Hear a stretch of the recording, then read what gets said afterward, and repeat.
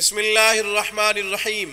सामीन किराम, आज दो अफराद के दरमियान जुदाई डालने का एक खूबसूरत अमल आपकी खिदमत में पेश कर रहे हैं।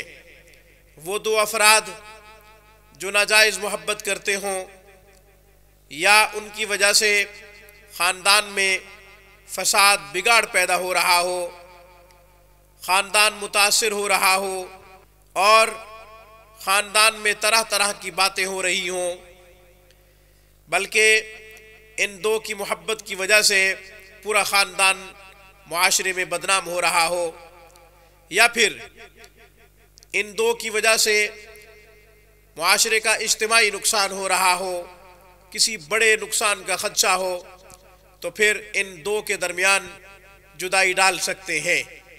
इनकी मोहब्बत को ख़त्म करने के लिए, इनकी मोहब्बत के ख़ात्मे के लिए आप अमल कर सकते हैं।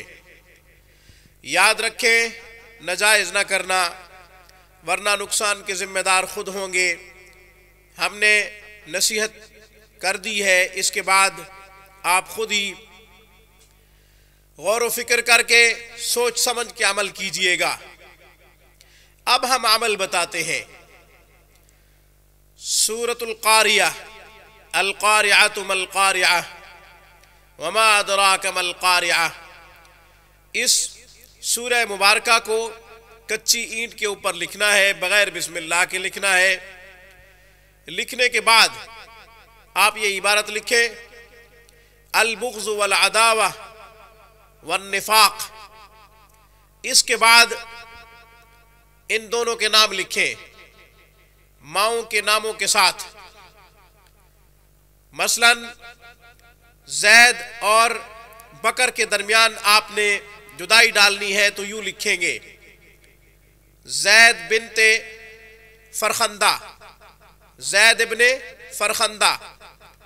इसके बाद आप लिखेंगे बकर इब्ने फरखंदा, या जो भी उसकी माँ का नाम होगा वो आप लिखेंगे।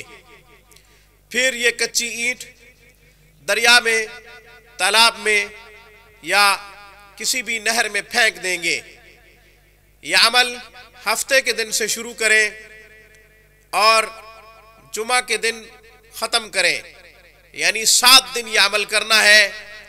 एक हफ्ते के अंदर अंदर उन दोनों में तफरीक पैदा हो जाएगी, निफाक, बुग़्ज़, अदावत पैदा हो जाएगी और लोग दोनों का तमाशा देखेंगे।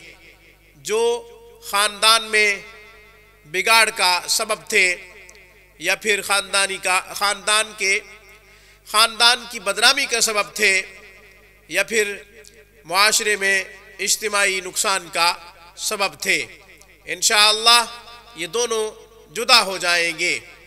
आज की वीडियो में बस इतना ही। रूहानी परवाज़ को सब्सक्राइब कीजिए। हमारी तमाम वीडियोज़ की अपडेट हासिल करने के लिए घंटी के बटन को दबा दीजिए। अस्सलामु अलैकुम वरहमतुल्लाहि वबरकातुहू।